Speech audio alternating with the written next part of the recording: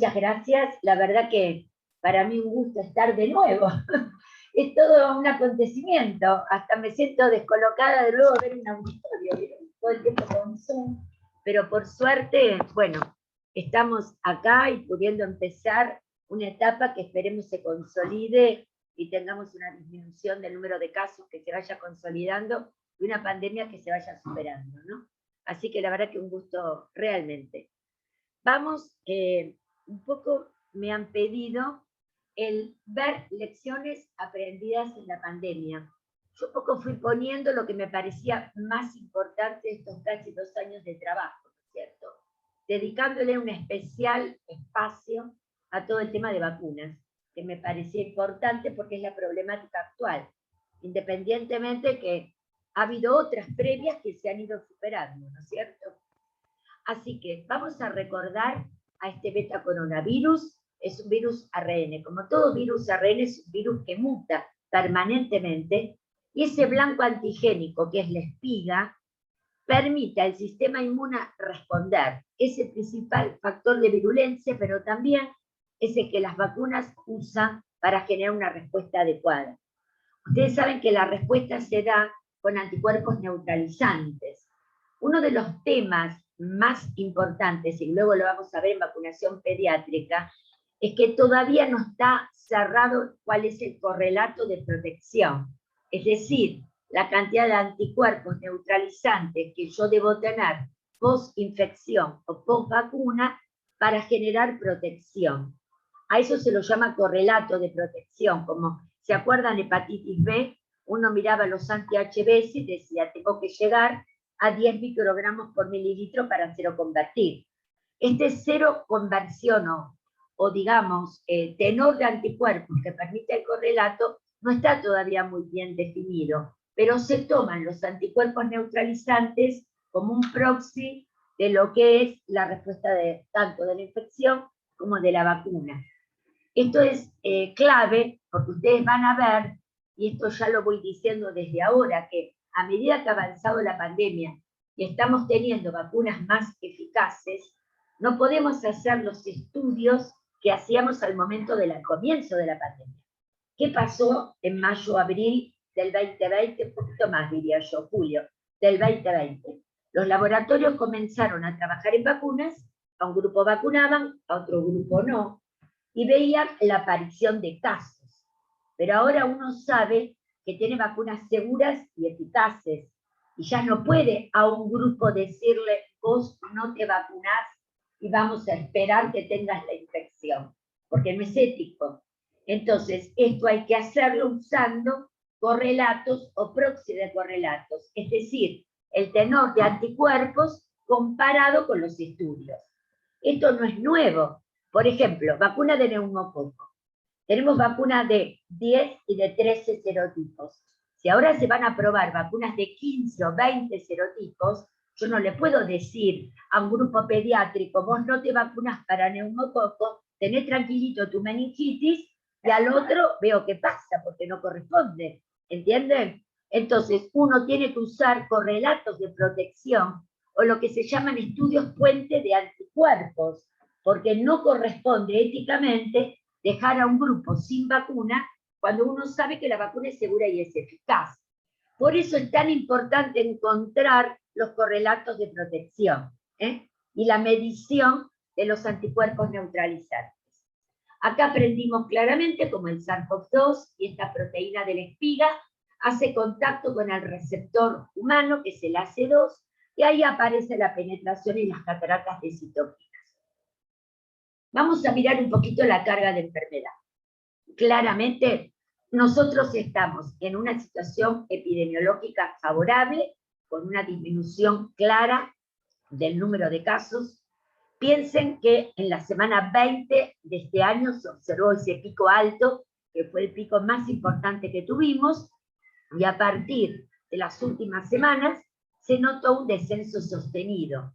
En todas las jurisdicciones hemos podido apreciar esta situación claramente del descenso, y como trabajamos acá en el AMBA, en la zona de ciudad y conurbano, esto realmente también se vio con una distribución de casos en los cuales bajó con toda claridad. ¿Y qué pasa cuando uno mira los grupos de edad? Eso también no es un dato menor. La mayor incidencia siempre en el grupo de 20 a 59 años, aunque sabemos que la mortalidad siempre es mayor en los grupos de mayor edad. Pero el grupo de 0 a 19 años se encuentra en tercer lugar y está descendiendo más lento. Ahí lo tienen bien marcado con la flecha, que en el resto de los grupos etarios. Y este descenso de la letalidad se vio más claramente en adultos mayores con la vacunación. Y claro, nos ha quedado un gran grupo de susceptibles, que son los chicos y los adolescentes fundamentalmente. Igualmente, la letalidad en este último grupo de 0 a 19 es baja, está muy ligada a la presencia de comorbilidad. Por otra parte, también es importante qué pasa cuando yo tengo esta carga de enfermedad, sobre todo con el ingreso de variantes de alta transmisibilidad. Esto, por ejemplo, es un estudio en el cual uno mira qué pasa con niños y adolescentes en Estados Unidos en el periodo de marzo a agosto, y se ve rápidamente un aumento de la incidencia, no de la gravedad, pero sí de la incidencia, más casos. Y por otra parte, también en el hemisferio norte se dio un brote de virus sincicial respiratorio. Aumentaron las consultas a emergencias, aumentó la hospitalización, que fueron de 3 a 4, casi 4, 3.7 veces más altas, y siempre muy ligado en esta experiencia en Estados Unidos a las coberturas de vacunación. Y de hecho, si uno mira qué pasa en estos datos de la Academia Americana de Pediatría, se ve esta curva claramente ascendente, ¿no es cierto?, para los casos pediátricos, donde un determinado momento estaban representando un porcentaje bajo del 2-3%, llegando casi un 25%. ¿Qué pasa en la Argentina? Esto ustedes lo van a ver y algo lo pusimos en la nota de la Sociedad Argentina de Pediatría, pero son datos oficiales del Ministerio de Salud del grupo de 0 a 17 años. Uno lo que ve que antes representaban el 7% de los chicos de los casos positivos y ahora representan el 24%. Uno cada 4 es un menor de 18 años. Bueno, esto es coherente, porque si yo tengo mucho vacunado en los mayores, es evidente que el virus que circula de persona a persona va a encontrar un canal de circulación en los no vacunados. También hago una alerta, no solo en los no vacunados, sino también en los incompletamente vacunados adultos, porque tampoco estamos en una situación de tener toda la población adulta cubierta con dos dosis. Tenemos muchos adultos y adultos de riesgo que aún no completaron su esquema, y todavía es un debe importante que tenemos que trabajar para que se completen las segundas dosis. Necesitamos un esquema completo frente a variantes de tanta transmisibilidad. Acá se ve la proporción de casos en menores y en mayores de 18 años. ¿Ven la tendencia en ascenso? Se ve muy clara, esta la voy a marcar acá, la tendencia en ascenso de la población pediátrica, lenta, pero en ascenso. Recuerden, no letalidad, incidencia. Y por otra parte, el lento descenso de la población mayor de 18, que obviamente es coherente porque estamos vacunando. Ah, tengo que marcar eso, perdón. Estaba marcando la compu. ¿Ven? Entonces acá tenemos la bajada de 18 años y más, muy lenta, en la incidencia de casos, y la lenta subida de los menores de 18 años de edad. Y por otra parte, si continuamos viendo la carga de enfermedad en pediatría, representa aproximadamente el 10.8% global. Y otro tema también importante es la aparición del síndrome inflamatorio multisistémico, que lo vemos en pacientes inmunocompetentes.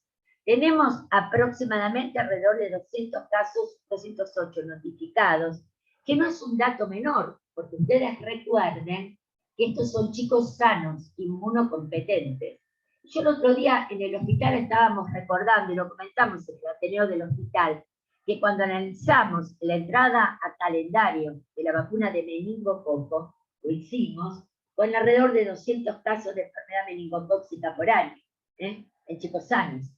Entonces, evidentemente, cuando uno tiene una herramienta de protección, quiere protegerte, claramente, ¿no es cierto? No quiere que un chico inmunocompetente pueda tener una situación en la cual todos sabemos que hay un cierto riesgo también, aunque la pediatría sabe muy bien manejar Kawasaki, y esto se ha aprendido y se ha manejado muy bien, sobre todo en los centros de referencia, a lo cual no va a estar ligado a mortalidad, pero sí a secuelas y a problemas que todos queremos evitar. Por otra parte, también me parece que es importante compartir con ustedes este artículo de Archivos Argentinos de Pediatría, que el estudio multicéntrico país del primer brote, 2.690 pacientes, acá el Hospital Posadas también participó, y acá tenemos que el 21.5% son asintomáticos. Esta es la característica de los chicos más chicos, sobre todo, ¿no es cierto? Y claramente los más grandes uno ve más cefaleas, anomias o disgeusia. Y lo que me parece interesante marcar es el riesgo que vimos en nuestro estudio. Este es el único dato país que hay en pediatría. Y ahora estamos por publicar, trabajando los datos, en la comparación del primer brote con el segundo, para ver si hubo diferencias o no. Esto lo tienen en archivos, y lo pueden acceder sin ningún tipo de problemas. Y nosotros lo que vimos en esta publicación, mirando la realidad país, porque fueron alrededor de 22 centros de todo el país los que estuvieron involucrados, vimos claramente que los chicos se contagiaban en las situaciones de hacinamiento, siempre refieren un contacto adulto con COVID, y sobre todo, si no, un contacto con infección respiratoria aguda baja. Sí, los chicos se contagian de un adulto. Es raro que sea en el comienzo de un brote, y generalmente más intrafamiliar. Y esto también lo pudimos ver. Y el gran riesgo de la comorbilidad. Hasta tal punto que la publicación, cuando miramos el riesgo, vean ustedes que en términos generales no hemos tenido una gran cantidad de pacientes críticos, porque los chicos han hecho más formas leves. Incluso no olvidemos que los hospitalizados también muchas veces se hacía por criterio epidemiológico, recuerdan. Pero luego, cuando uno veía la forma clínica, podía entender claramente que, bueno, la mayor parte es real, eran formas leves. Aunque tuvimos casos críticos y tuvimos también chicos internados con neumonía. Y sobre todo el gran peso de la enfermedad de base, ¿no es cierto? Que esto siempre de los más chiquitos. Por otra parte, me parece también interesante todo el tema de los barrios vulnerables, donde para nuestro estudio casi fue un factor de protección, porque eran chicos chicos, gente joven, que hacía contacto con SARS-CoV-2 y hacía generalmente formas menos graves, y actuaba prácticamente como un factor de protección, hasta tal punto que si uno hace un estudio de prevalencia en barrios vulnerables, era muy alta la prevalencia con el antecedente de infección previa. Entonces costó mucho, lecciones aprendidas, poner en agenda la pediatría. Los chicos no son hipercontagiadores, se contagian de un adulto.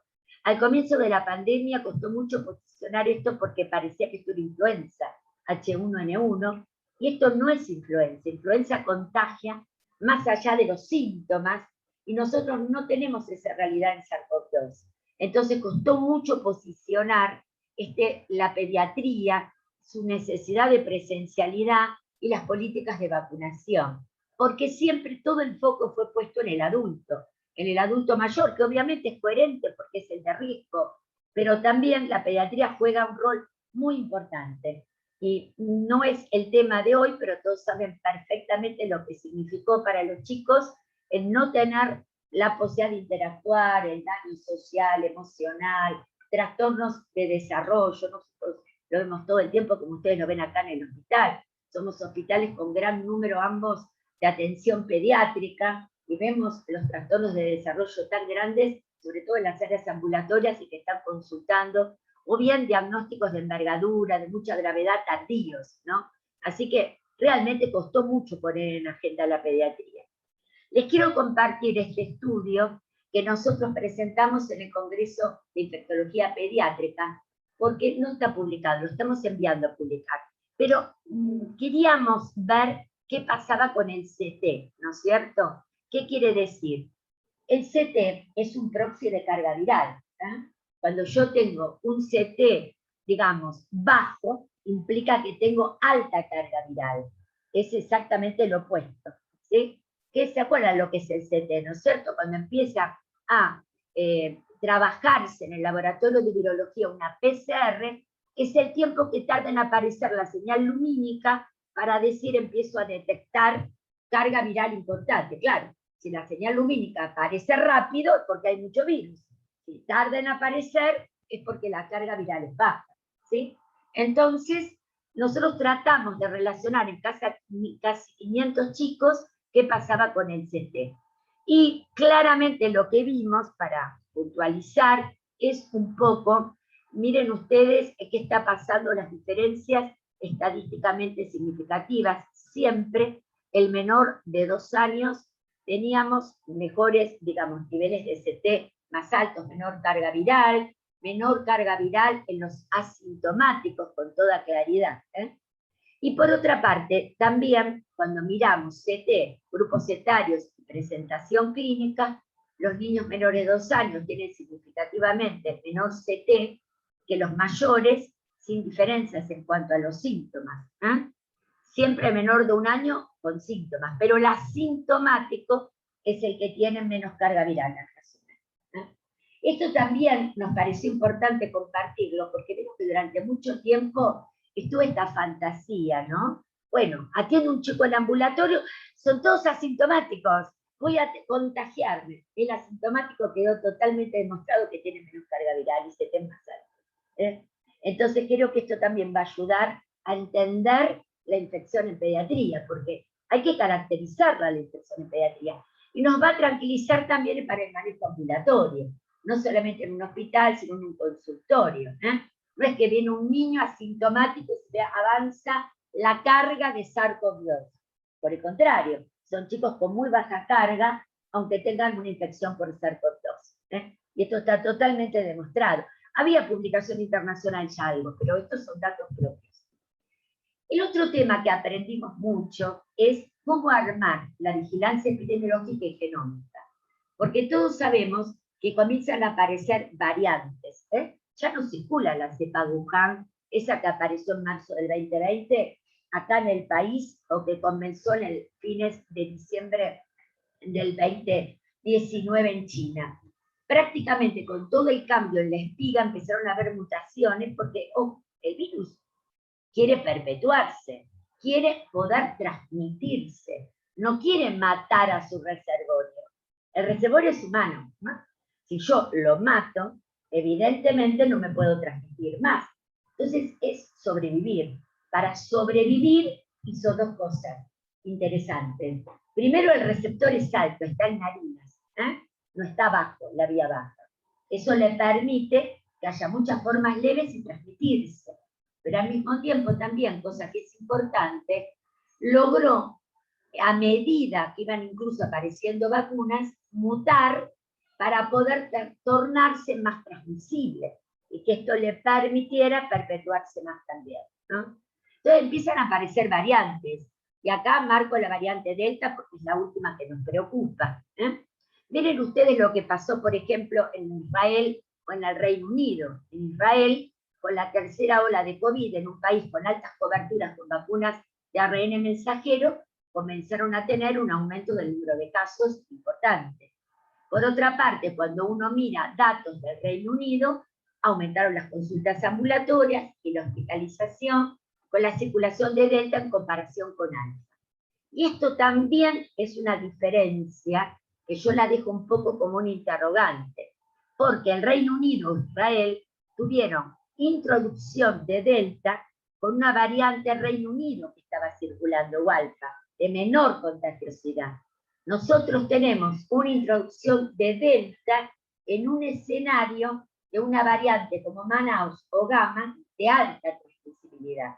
Entonces la situación epidemiológica es un poco diferente también, ¿no es cierto? No se puede extrapolar exactamente. Y miren lo que pasa en América. En América, Brasil o Chile está teniendo mucha circulación de Delta. Estas son las tasas de letalidad que ustedes ven. Y acá está la integración de la vigilancia habitual con la vigilancia genómica que se hace con el Proyecto País, que me sede en el Hospital de Niños, el Instituto Malbrán, que también colabora fuertemente en esta vigilancia genómica. Entonces, lo que uno ve, miren, el amarillo es delta. Claramente va en aumento. Y si uno mira, hasta la semana 43 del 2021, miren todo lo que se ha visto que circulaba. Alfa, gamma, iota, lambda y delta. Y delta se incrementó del 26 al 63%. Es lo que más está circulando en este momento. Por otra parte, lo que aprendimos era cortar la cadena de transmisión. Eso implica identificar rápido, diagnosticar, rastrear. Clarísimo. Cuando se habla, a ver, testeo, identifico, ahí no termina el tema. El tema termina en rastrear a los sintomáticos y también a los asintomáticos.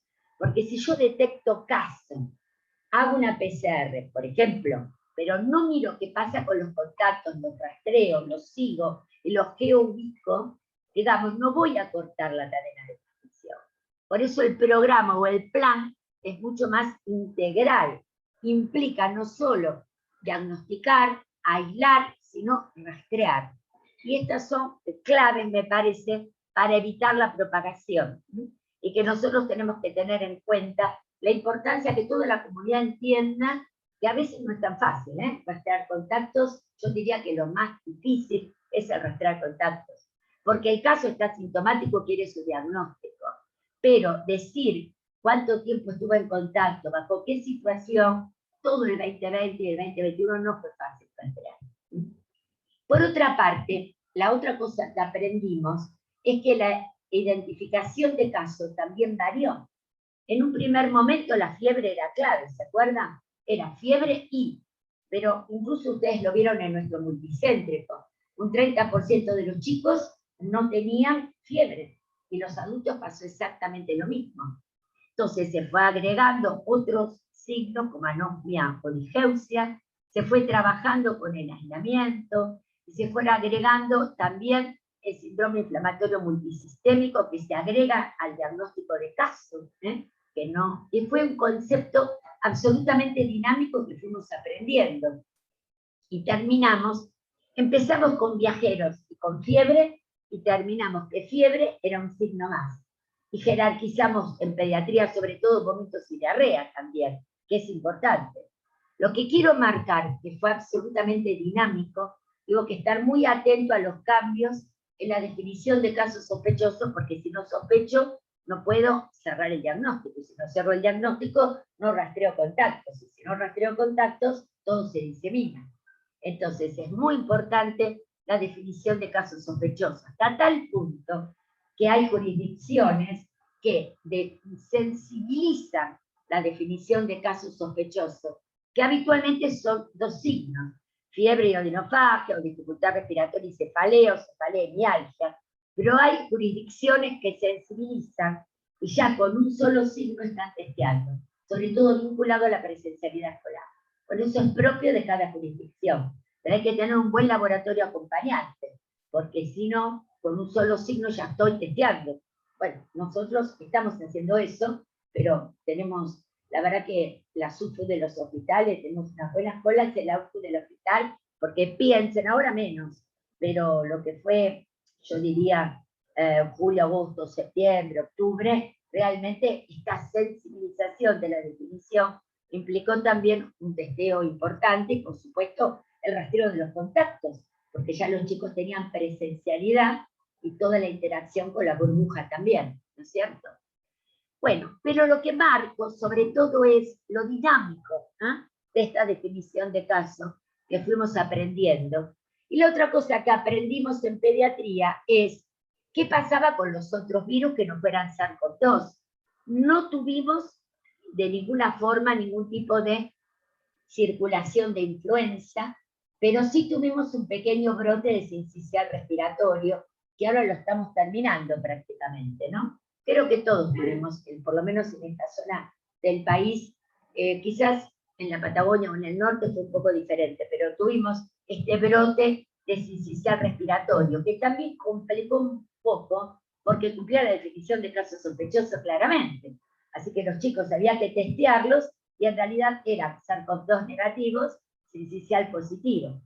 Nosotros hicimos con la doctora Michel un estudio en el cual tomamos los primeros 15 casos que iban a la UFU del hospital. Y ahí vimos quiénes eran positivos y negativos. Y a todos les tratamos de caracterizar, digamos, qué peso tenían. Y por primera vez vimos en el peso según edad, cómo contribuyen a la diseminación los escolares y los adolescentes. Habitualmente nosotros no testeamos para ser adolescentes, pero evidentemente están circulando también. Y eso también son una de las lecciones aprendidas, que uno focaliza la vigilancia en las bronquiolitis que se internan chiquititos, pero si uno quiere ver la dinámica de transmisión, va mucho más allá. ¿Por qué tiene importancia? Porque algún día va a haber una vacuna, y a quién vamos a vacunar, ¿no? Así que tener datos epidemiológicos a futuro van a también orientar las políticas de vacunación. Lo importante entonces ser muy cautos en la interpretación de estos indicadores epidemiológicos, porque obviamente la tasa de incidencia que es caso está en relación a lo que yo testeo. Si tengo un sistema que testea poco, identifica poco, mi incidencia es menor. Entonces hay que ver cómo juegan los indicadores y ver en cada jurisdicción, ser prudentes para la toma de la decisión y un análisis adecuado de los diferentes indicadores que uno tiene. Y siempre recordando el número básico de reproducción, que siempre empezamos con un RO de 2 a 3, incluso 3 en ambientes hipercontagiadores, pero delta es un desafío, porque tiene un RO de 5. Cada persona enferma puede contagiar a 5, obviamente, si no está vacunada y no tiene mecanismos de barrera. Esto es importante para analizar el tema de la inmunidad colectiva en vacunas, porque miren, qué interesante, y quiero que miren un poco el gráfico.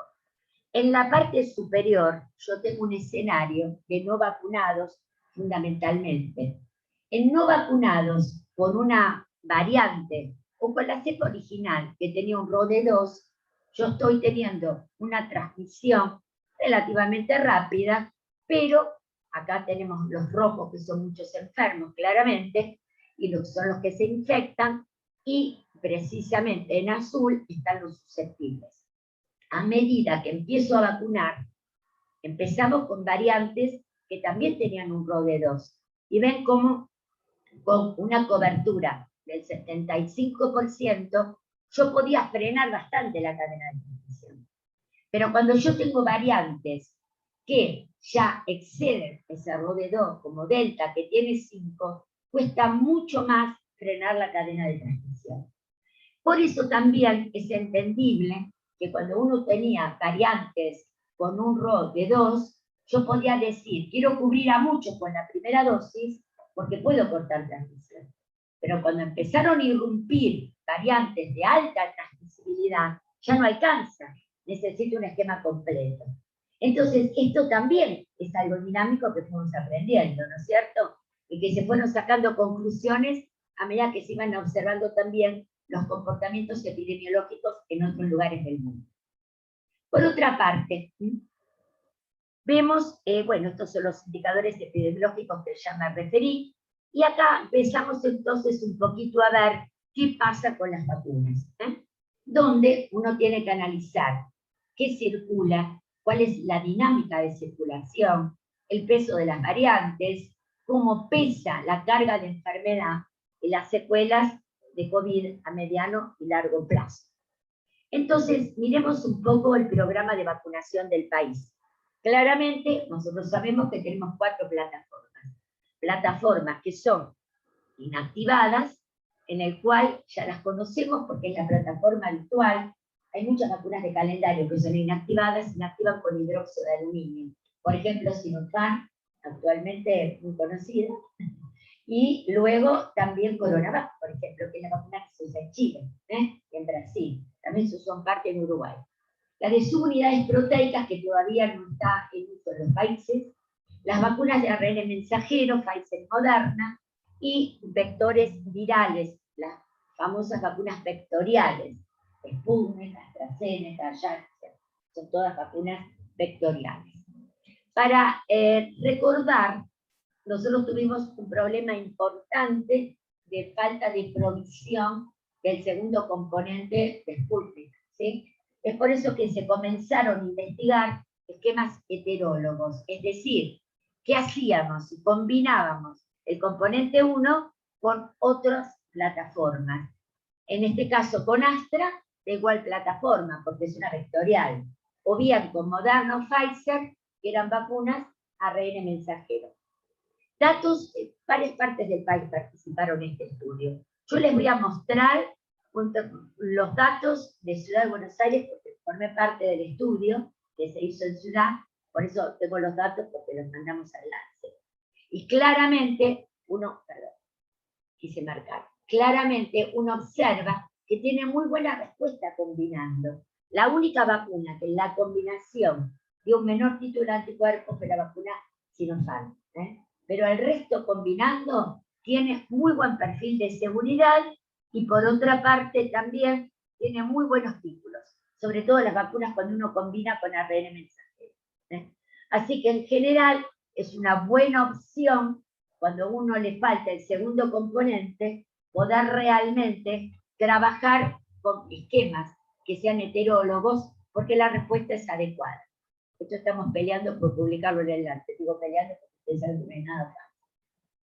Por otra parte, acá es un resumen de las vacunas que se usan en Argentina. Ustedes las conocen muy bien, hay algunas diferencias en cuanto a cómo conservarse, Hay vacunas como las, en este caso, Covishield o Astra, que es lo mismo, que se pueden, tenemos vial multidosis, las guardamos a temperatura de heladera y no se congelan, otras como Sputnik, o por ejemplo las vacunas de ARN mensajero que las tenemos que congelar. Es decir, conocemos un poco ya todos bien la dinámica y las diferentes características de estas vacunas.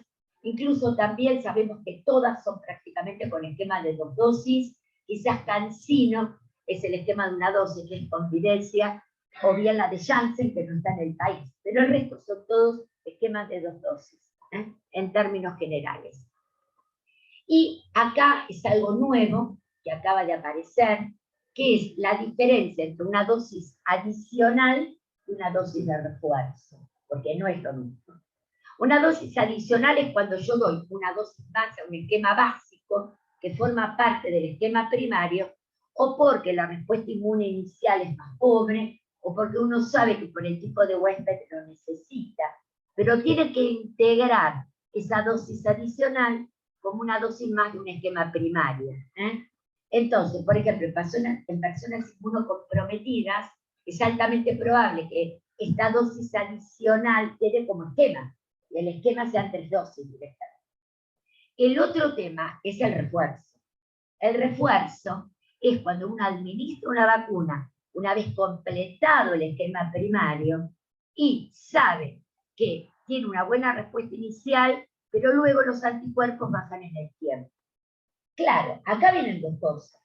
Primero, los anticuerpos siempre van a bajar en el tiempo. El tema es que todavía no sabemos tanto cómo juega la inmunidad celular, porque si yo hoy a todos ustedes les hago una medición de anti-HBs de hepatitis B, seguro que no encuentra anticuerpos, pero si ustedes se pinchan o en un acto quirúrgico tienen contacto con una persona antígeno superficie positiva, el sistema inmune recuerda y pinta los anticuerpos. Pero todo esto todavía no se sabe bien en SARS-CoV-2.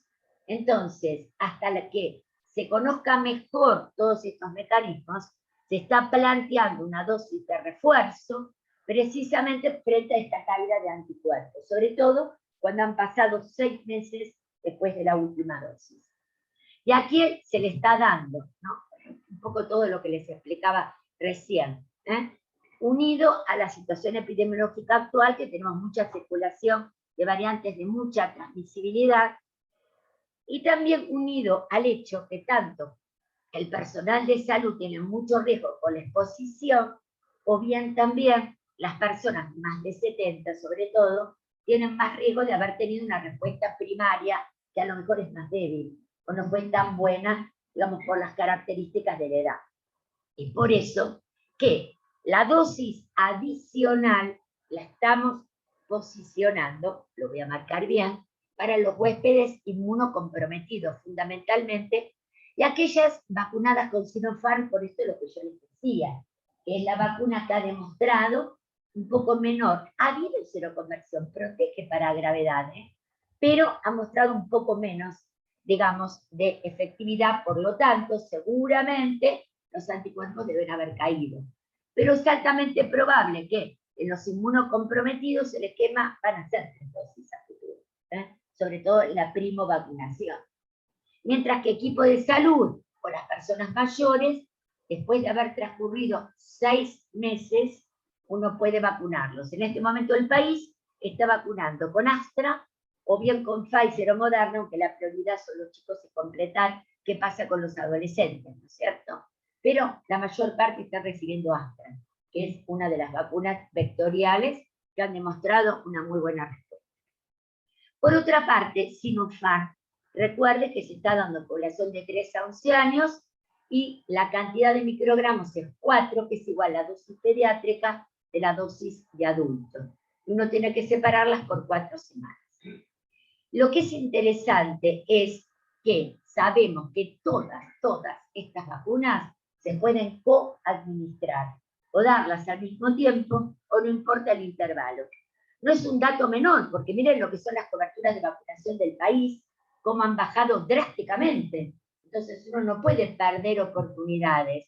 Si uno mira, por ejemplo, el refuerzo, qué pasa con la tercera dosis del 2020, uno ve que realmente a duras penas llega a casi el 80%, a lo cual tener el 20% en el 2020 y casi el 20% seguramente en el 2021, deja muchos chicos sin completar esquema básico.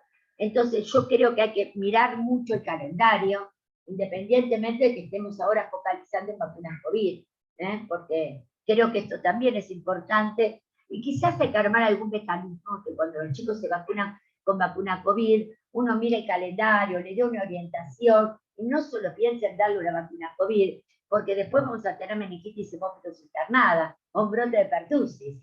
Entonces esto también tenemos que ser conscientes de esta situación grave que se está dando en pediatría, producto de muchas cosas pasadas, ¿no? El miedo a ir a los vacunatorios, la gente que tenía que vacunar, que estaba más dedicada a vacunas COVID, muchas cosas pasaron en el 2020 para entender la bajada de coberturas, pero me temo que en el 2021 va a ser igual la bajada de coberturas, a lo cual tenemos mucha tarea para hacer los pediatras y por supuesto tiene que ser una política de Estado, claramente.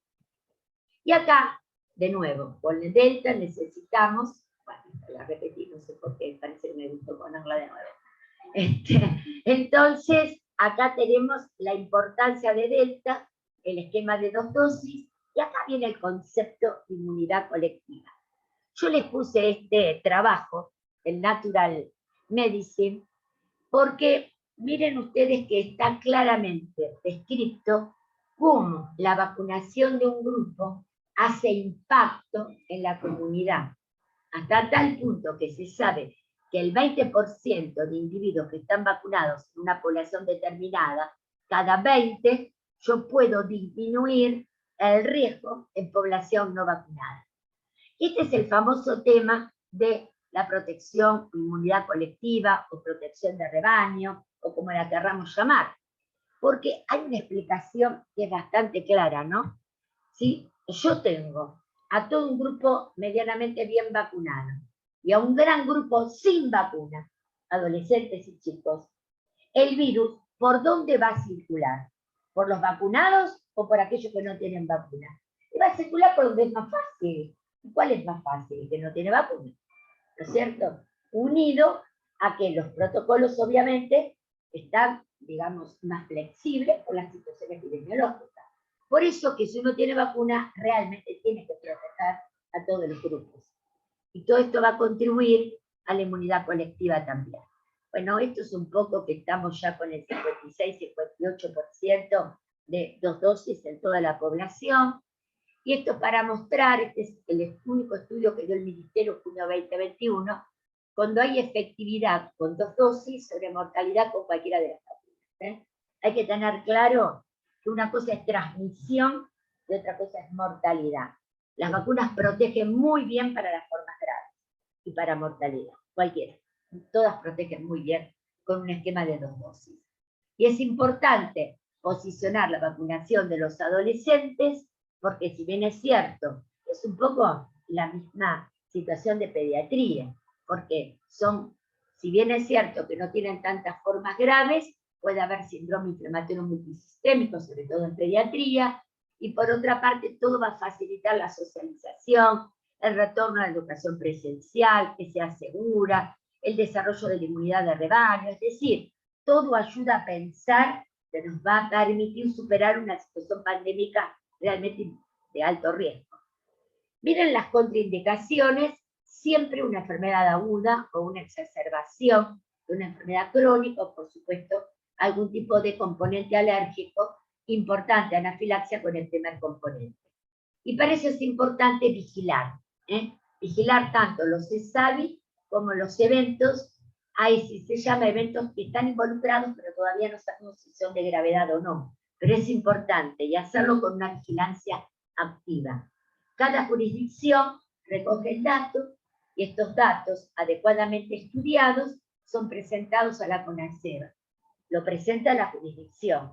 La CONASEB es la Comisión Nacional de Seguridad en Vacunas. Nos reunimos todos los viernes, hoy es reunión a la tarde, y se analizan los casos que se presentan. Lo primero que uno tiene que tener claro es que el paciente, niño o adulto, tiene que estar muy bien estudiado clínicamente, porque uno, para poder decir si la asociación es temporal, porque se dio al mismo tiempo, o es causal, necesita una buena historia clínica, necesita que tenga diagnóstico de laboratorio, de imágenes, una mirada clínica importante. Si los datos están incompletos, uno no entiende al paciente, y si no entiende al paciente no puede correlacionarlo con la situación. Por eso es tan importante realmente que los chicos y los adultos sean muy bien estudiados frente a esta situación. Con las vacunas COVID hubo realmente una vigilancia muy importante, hasta tal punto que cuando comenzó la vigilancia de las vacunas COVID, raudamente comenzaron a aumentar las notificaciones en un 5.500%, fue impresionante, sobre todo al comienzo, ¿no es cierto? Y esto obedece a una alta sensibilidad del sistema de vigilancia, pero si uno mira evento adverso grave, acá están, que es lo que más uno monitorea, en general, la tasa de evento adverso grave por cada 100.000 dosis aplicadas son realmente bajas. En ese momento, en esta tabla todavía no teníamos los datos de Moderna, pero realmente son bajos para cualquiera de las vacunas. Y por otra parte, en pediatría, que es un poco lo que yo les comentaba antes, cómo uno aprueba las vacunas en pediatría. Pero uno sabe que hay menos casos leves, pero tampoco puede decir que es una condición benigna en los chicos, no es tan gratuito tener COVID. Primero porque no sabemos el long COVID, es decir, un COVID a largo plazo, si deja alguna secuela o no. ¿Va a tener impacto o no? No lo sabemos, es un virus nuevo. La verdad que no sabemos lo que puede pasar a futuro, aún en formas clínicas leves o asintomáticas. Aparte de la inmunidad de rebaño, lo que significa para el propio paciente. Ya el doctor Fauci decía, no se va a alcanzar la inmunidad de rebaño hasta tanto se vacunen los niños. Y por otra parte, ¿qué vacunas tenemos disponibles? Bueno, vacuna de Pfizer, ustedes saben que se acaba de aprobar hace 2 o 3 días en pediatría en Estados Unidos, y las vacunas inactivadas. Para nuestro país estamos usando vacuna Sinopharm, que es una vacuna que se trabajó en fase 1 y 2, que se vio seguridad e inmunogenicidad, y que claramente se vio en la fase 2, por ejemplo, con 720 participantes, se vio que las vacunas son seguras y que dan una respuesta similar a la registrada en adultos. Y es por eso que esto es la aprobación del ANMAT. El ANMAT lo que dice es que la inmunogenicidad en los diferentes grupos etarios presenta una cantidad de anticuerpos neutralizantes compatible con los valores esperados. Es decir, que lo que encontré en adultos es igual que lo que encontré en pediatría. Por eso se llama estudios puentes. Porque uno no es que hace a uno sí lo vacuno y al otro no lo vacuno, sino mira si el tenor de anticuerpos es igual o no, y de acuerdo a eso saca una conclusión. Y por otra parte, también no hubo problemas de seguridad. El Salvador está vacunando, Chile está vacunando también con una activada como CoronaVac, está vacunando también Colombia, que empezó a vacunar chicos con CoronaVac también. Son todas plataformas inactivadas. Y son decisiones que hay que tomar, a veces con los datos que se tienen. Cuando empezamos a trabajar en vacunas de adultos, tampoco teníamos los estudios tradicionales, pero estamos en una pandemia y hay que tomar decisiones también, ¿no? Y eso es importante tenerlo claro. Por un tamaño muestral en el cual uno pueda sacar conclusiones, y acá están los ensayos clínicos a la fecha. Esto es el doctor Polofis, ¿no? Que es uno de los que más ha bregado por la vacunación en pediatría, y acá está el tema de los famosos estudios puente. Es un poco la idea. La idea hay que demostrar que una formulación o un esquema es similar a una vacuna estándar o que está autorizado, porque los estudios puente se basan en el criterio de no inferioridad, fundamentalmente. Es decir, que cuando yo comparo la concentración de anticuerpos neutralizantes y lo miro con la población de 18 y más, no me puede dar menos título. Tienen que dar igual o más. El criterio es no inferioridad. Así se aprueban las vacunas por los llamados estudios puente, ¿no? Y si continuamos un poquito más, esto es un poco la búsqueda del correlato de protección, uno mira los intervalos de confianza y llegamos a la seguridad, donde uno busca realmente que no haya eventos adversos. Esto es importante monitorearlos. Recuerden la importancia de monitorear los componentes de las vacunas. Cuando uno tiene un antecedente de alergia, darla siempre en un ambiente controlado, con una medicación antialérgica previa si es necesario.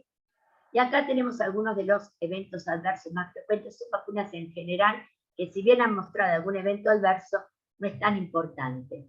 Recuerden miocarditis en vacunas de ARN mensajero, que la primera señal la dio el Pediatrics, y cuando uno compara el grupo vacunado frente al no vacunado, claramente uno ve que la posibilidad de desarrollar miocarditis con vacunas de ARN mensajero, con una dosis, es de muy baja, de 4.4 por millón, de segunda dosis 2.6, más en varones y más relacionada a las segundas dosis.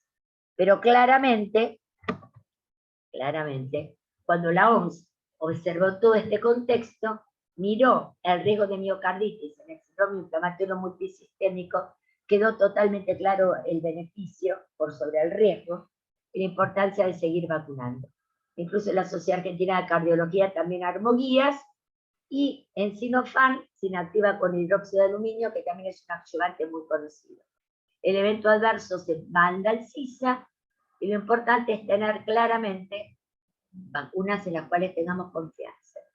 Recordemos, ¿por qué tenemos que tener, digamos, vacunas en pediatría? Primero, porque tenemos que vacunar niños y adultos, y es importante tenerlo claro para poder generar esta protección de rebaño. Segundo, porque los chicos pueden tener formas severas de la enfermedad, puede haber un long COVID, puede haber variantes, y esto evidentemente favorece la transmisión, y necesitamos claramente inmunidad de grupo. Entonces, lo que es importante es que lecciones aprendidas, la dinámica de la transmisión, la necesidad de reforzar los sistemas, rastrear casos y contactos, la vigilancia genómica, el monitoreo y la evaluación de la situación, y recuperar los controles y la vacunación. Bueno, muchas gracias.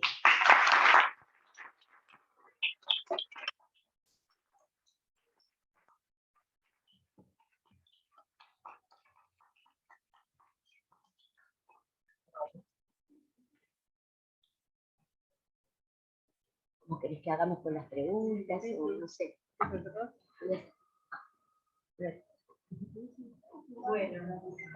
Bueno, muchísimas gracias, Ángela, por la disertación. Yo creo que nos ahorraste un montón de preguntas que venimos escuchando a lo largo de estos días. Así que bueno, recuerden la clase de la doctora antes de seguir preguntando algunas cosas. La verdad es que es un placer escucharte porque la claridad con la que transmitís las cosas, me parece que aunque por ahí uno no esté en el tema específico, se entiende tan claro y digamos,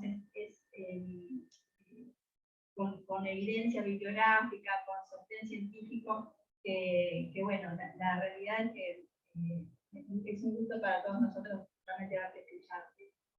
A mí particularmente, que me encanta el tema, lo agradezco más todavía. Y una pregunta, ¿no?, que uno a veces siempre se la hace, yo me la sigo haciendo y todavía sigo pensando cuál puede llegar a ser el motivo, es por qué todavía no hemos tenido un impacto de la tercera ola importante. ¿Hay algún factor que uno pueda comentar o tomar o que, del cual nos podamos seguir sosteniendo como para que no pase, digamos? Bueno, yo conversé bastante y pensé bastante un poco por qué no tenemos un brote de tanta magnitud como lo tuvieron los países europeos, por ejemplo, ¿no? Por supuesto, la respuesta no es cerrada, pero también quiero marcar algo que yo lo comenté en la charla. La diferencia entre lo que es Europa o Israel, con variantes de baja transmisibilidad, como era Reino Unido, y la irrupción de Delta, a precisamente nuestra situación epidemiológica, que era variantes de alta transmisibilidad, como era Gamma o Manaus, donde yo creo que hubo muchos más casos de los que están notificados, muchos más.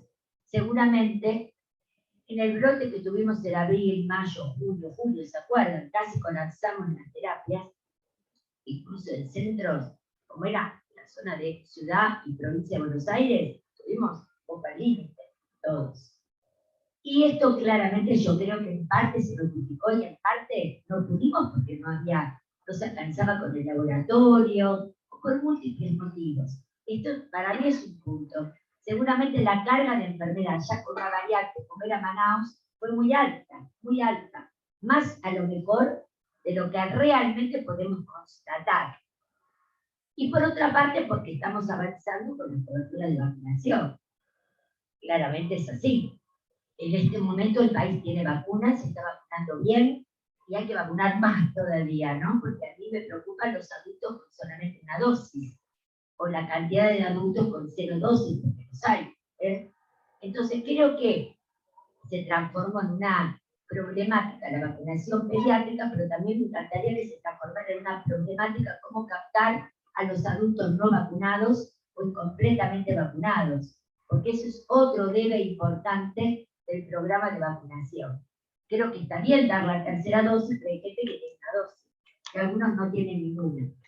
Gracias. Entonces, realmente me parece que eso también influyó. Y al resto lo iremos viendo, porque tampoco estamos absolutamente seguros de que no vamos a tener otro brote. El tema, ¿qué es lo que uno busca?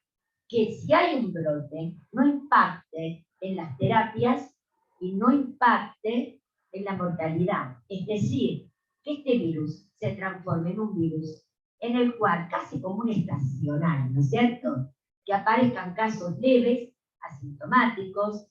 Bien, puede haber algún cuadro un poco más grave, pero que no sea el desborde de casos graves o de mortalidad. Eso es lo que creemos, a ir pasando. Se va transformando en un virus endémico. Entonces, entre los que ya tuvieron la enfermedad, que la carga de la enfermedad para mí es mucho más alta que lo registrado, frente al aumento de coberturas de vacunación, que también es un dato importante, yo creo que posiblemente puede ser que tengamos un aumento del número de casos, pero probablemente no a expensas de formas graves o con una letalidad importante. Probablemente cambien las características y las características clínicas de la enfermedad. Eso es lo que uno busca, no es que desaparezca. Con estas vacunas no vamos a eliminar ni a erradicar, vamos a controlar en el término técnico. Recuerden que controlar es usar una vacuna para que disminuyan los brotes epidémicos. Ayer me tocó dar una charla que me pidieron los jefes de provincia, y justamente hablamos de control, eliminación y erradicación. Yo tengo vacunas, algunas puedo erradicar, polio, viruela, otras puedo eliminar, sarampión, y otras no voy a poder, con la vacuna que tenemos, ni eliminar ni erradicar, por ejemplo, pertussis. Entonces, con estas vacunas vamos a controlar, bajando brote, pero no vamos a eliminar el agente. Se va a transformar en un endémico, como es influenza. Eso es un poco lo que se piensa. Bueno, hay que ir siguiendo la situación epidemiológica en el tiempo para ir viendo un poco el futuro, ¿no? Tampoco esto está totalmente cerrado. Son especulaciones frente a un virus pandémico que todavía no lo conocemos tanto. Queda mucho por conocer de este virus. Sí. No sé si alguien quiere intervenir en otro micrófono.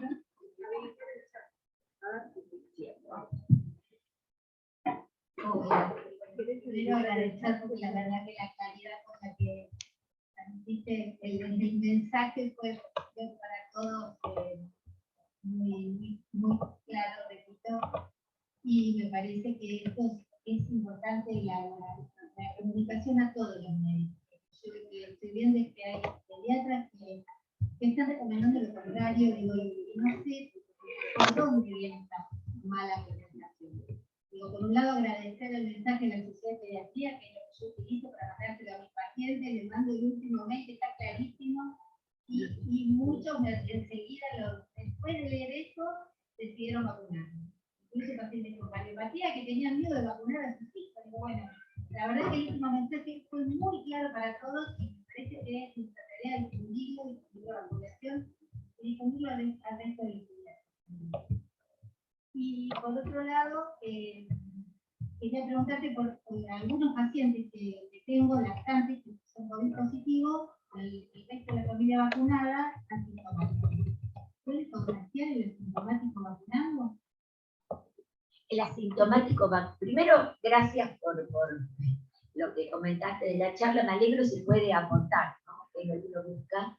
El documento de la Sociedad de Pediatría, realmente creo que está claro, digamos, marca con toda claridad los puntos más importantes, que ya lo habíamos dicho en el webinar, ¿se acuerdan? Un poco, pero hacía falta que estuviera escrito. Y ahora, bueno, con la doctora Taponel, la secretaria del comité, que empezó ahora su gestión, estamos preparando un documento más importante con las subcomisiones de la SAP, con ética, con epidemiología, nosotros en efecto, para tener más datos y que quede algo por escrito claro también, ¿no? Con mucha bibliografía. Pero más o menos va a ser un poco ampliar los puntos focales del documento, de esa nota chiquita que apareció el otro día, marcando los puntos más importantes. Eso por un lado. Yo creo que hubo bastante ruido comunicacional por todos lados. No vamos a analizarlos acá porque no es el ámbito que corresponde, pero hubo problemas comunicacionales de todo tipo y de todos lados. Así que me parece que tratemos, yo siempre digo, miremos para adelante, ¿no? Con espíritu proactivo, tratemos de resolver esta situación y caminar y tratar de marcar lo que queremos, que es el camino a seguir. Ahora miremos un poquito todo lo que nos espera para trabajar en pediatría, que es muchísimo, muchísimo. No solo para vacunas COVID, sino vacunas de calendario. Con respecto a lo que vos decías de tu familia, con formas asintomáticas contagian, aunque esté vacunado, pero contagia menos. ¿Por qué?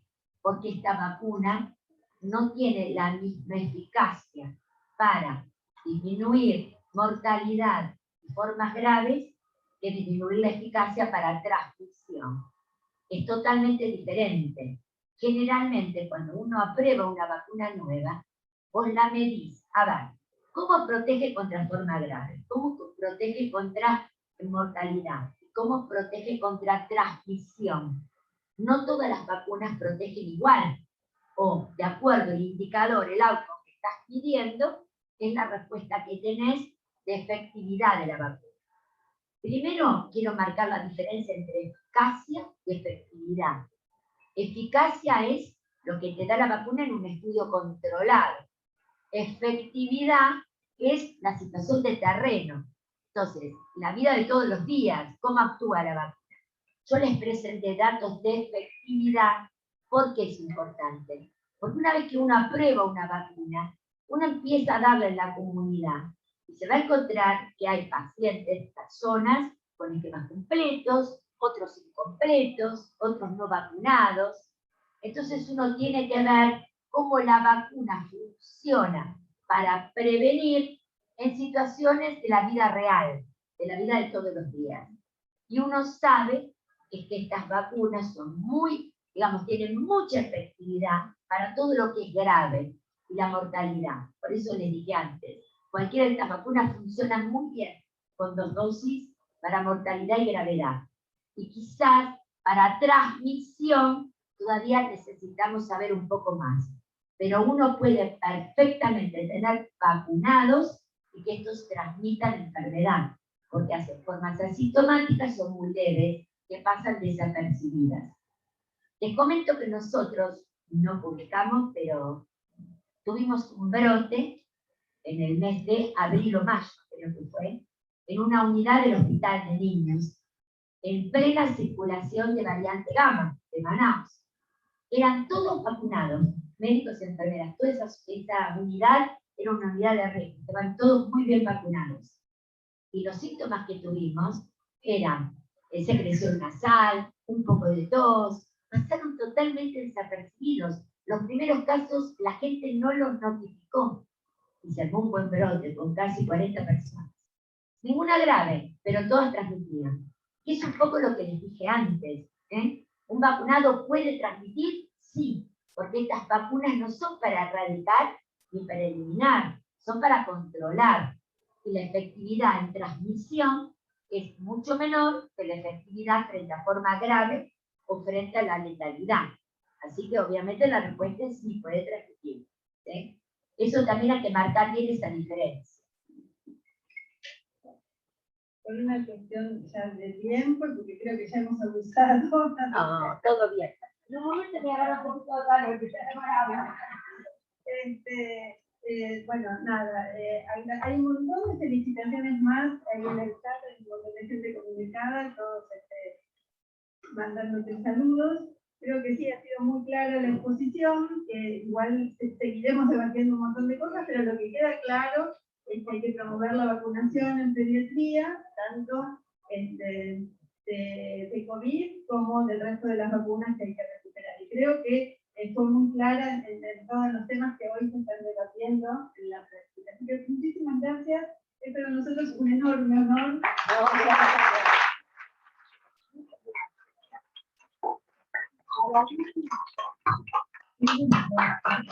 Tengo muchísimo cariño de venir, he venido muchas veces antes, cuando estaba el doctor Repeto, con mi gran amiga la doctora Ramonet, Margarita, con la cual transitamos juntos muchos años en la Sociedad de Pediatría.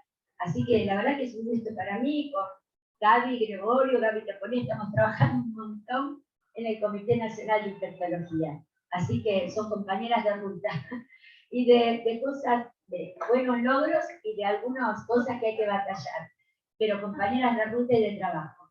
Así que la verdad que es un gusto estar acá, compartir con ustedes. Bueno, seguimos, ¿no? Trabajando todos, cada uno en el lugarcito que le tocó.